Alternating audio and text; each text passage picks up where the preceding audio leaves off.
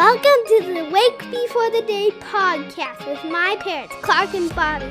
We'll talk about the Bible and the Holy Spirit adventures. Thanks for listening.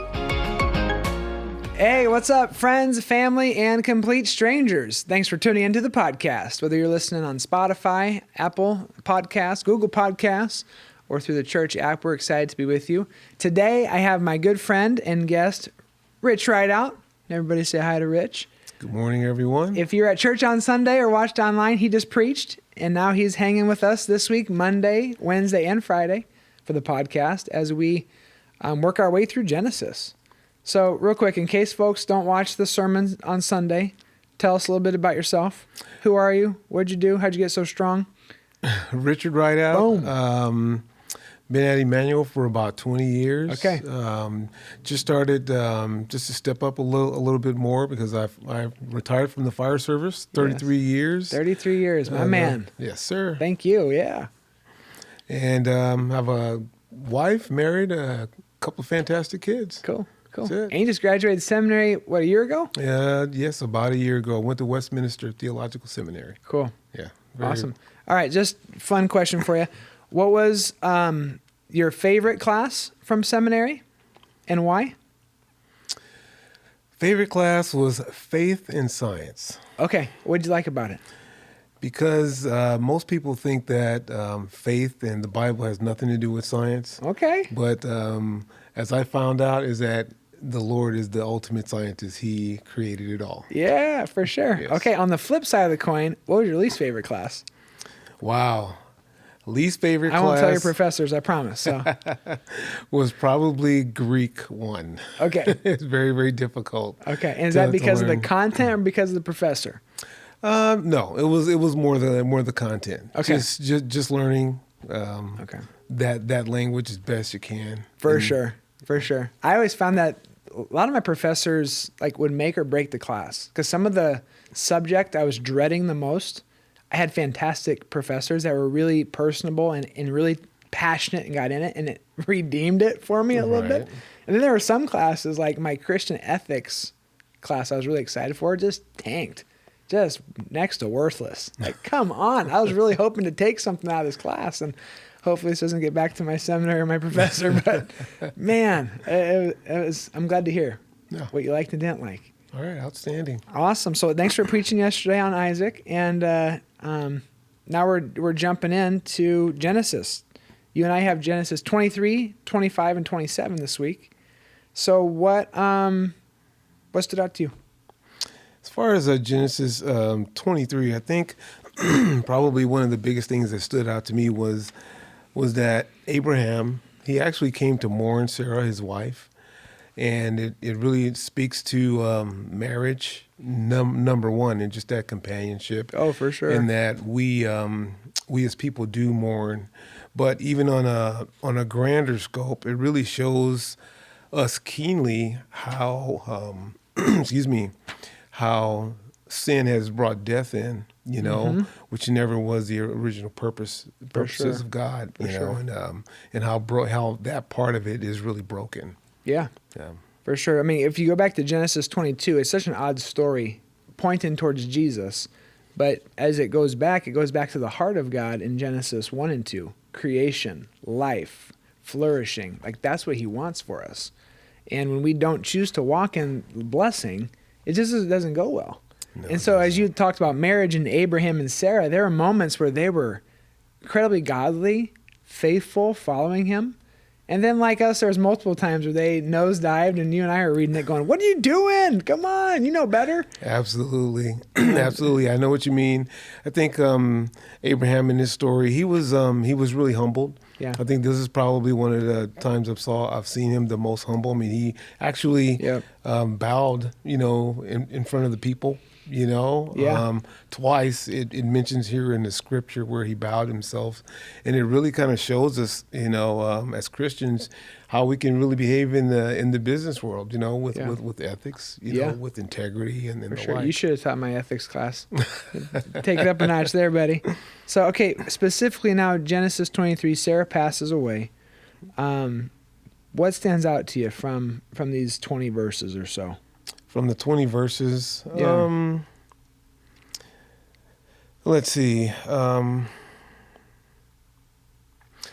Probably is that one of the things that happened was that Abraham, this was the only piece of property that he actually had in the promised land. Yes. You know that? That's what I took away. And it was something that had to be purchased. Yeah. I mean, he originally wanted to buy only the cave, only. Yeah. But, there was a little bit of jostling back and forth, and he ended up buying land and the cave, which was a permanent site. And to my knowledge, it is even today. The Lord has not let that place be excavated or anything, the tombs are still in place. Yes. Yeah. That's fascinating. That's fascinating. It's so interesting for God's promises to come in and for so much time to pass and for him to end up kind of gaining access to this land by this means is so surprising to me. Because there were so many times he was there and then went to Egypt. He was there, he went to Egypt. He was there and then had to do something with the king of Philistia or whatever, Right. Gerar. You're just like, dude, and at the end of it, it's when he buries his wife. And that's the special spot because that's where his whole family's buried. The whole family, yeah. Abraham, Isaac, Sarah, Isaac, Rebecca, Jacob, and Leah? Yeah, Jacob and Leah are all buried there.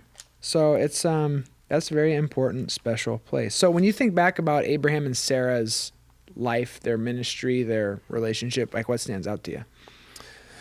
Wow. I would say the challenges that they had to go through with Abimelech. Mm-hmm. I mean, they had some definite challenges in that respect.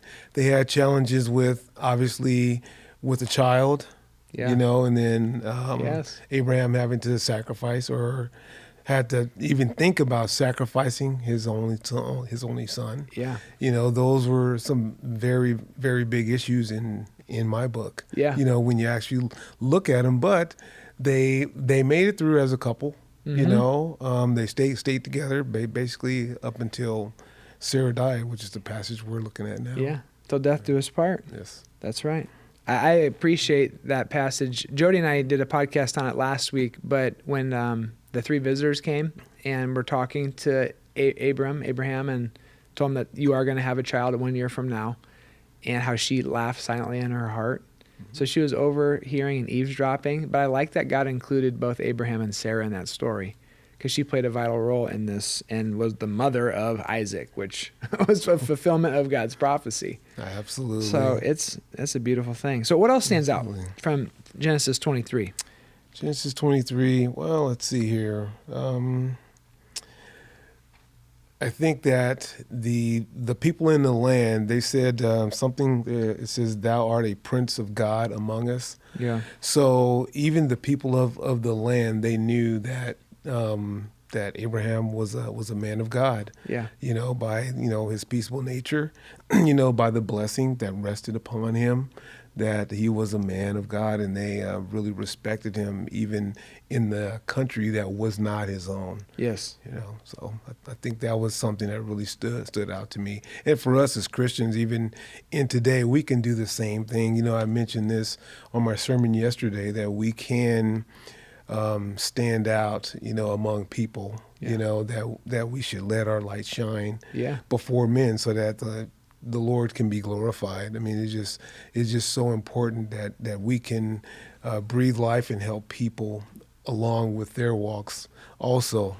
And one of the things I always like to say is that we don't just contain blessing. For sure. Right? We share blessing with the world and with everyone else. Yeah, we're blessed to be a blessing. That's right. Sir. A conduit. Yes. It was just so interesting to me as I wonder what was going through as Sarah's buried in this chapter. What was going through her mind when Abraham took off with Isaac? And it's like, honey, we'll be back. Maybe. I'll be back. Who knows? Yeah. And then for Isaac to come home and go, Mom, you're not going to believe what happened to us today. Dad tied me up and almost stabbed me with a knife. It's what like, a story that what is yeah. this? But only for God to come in and provide. But I just think of Abraham and Sarah trusting God, and they weren't perfect, and they did doubt at times, but they were faithful and did continue to go back to God. and how that gives me a lot of hope for myself, hopefully for you listening, that we're to be obedient. And while we don't condone sin, there are moments we're going to slip up. Right. But when you look back at Abraham and Sarah's life, it was a life well lived, and God used it for his glory. And that's my prayer for me, for you. It's like, all right, God, we're not going to do this perfect, but I pray you'd have your way in and through us, in and through even my family. And I celebrate that Abraham and Sarah, I guess by God's grace, fulfilled what God called them to do. Absolutely. Yeah. Yep, and we cannot stop the Lord's blessings. They continue on even after death. His covenant continues. Preach it, brother. That's right. Well, that's all I have on Genesis 23, Genesis 22 even. Anything else on your end that's standing out to you from the chapter? No. I always wondered if Isaac could hear the voice of the angel of the Lord. Me too. I've always wondered Abraham, stop. Exactly, because the Bible doesn't tell us, but I've always wondered that. Someday we'll have to ask him.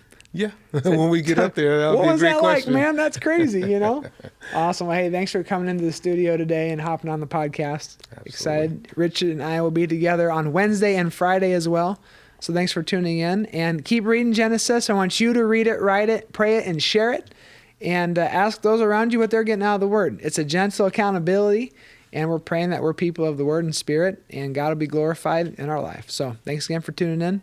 God bless you, and we'll talk to you on Wednesday.